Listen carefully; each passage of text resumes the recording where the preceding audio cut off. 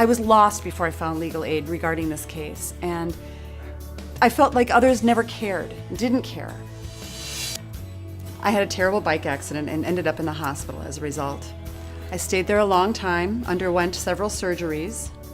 Now, we are both deaf, my wife and I, so we needed interpreter services in order to be able to communicate with the staff there and the healthcare providers. But unfortunately, the hospital system did not provide interpreters for us. I felt like my rights were dismissed. It was shattering for me. I felt like it affected my entire world, my self-esteem, everything. We didn't want what our experience had been to be something that would spill over to other deaf-blind, and hard of hearing individuals that were hospitalized. The other reason that we thought it was so important was because we felt like our rights as citizens and as a patient in the hospital were not deemed valid. But at Legal Aid, they believed in us, and they fought for us, made sure that our rights were met. We did settle the case between us and the hospital.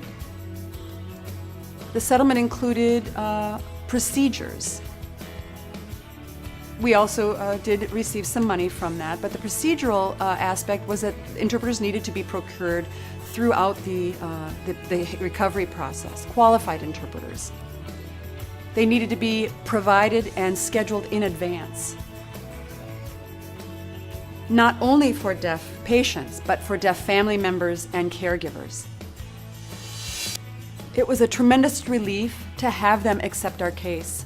They understood our issues, and we felt at the time that no one was there to help us. And so when they did take on our case, it was a tremendous relief for us.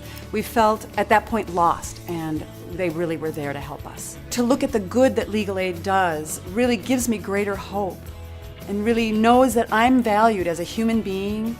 We want to thank Legal Aid for helping us to ensure that the hospital would improve their procedures for providing interpreter services, that they would have the equipment necessary, video phones, TTYs, everything that's ready and available for deaf and hard of hearing patients ongoing, so that we hope that what happened to us doesn't happen to other deaf, blind, or hard of hearing patients.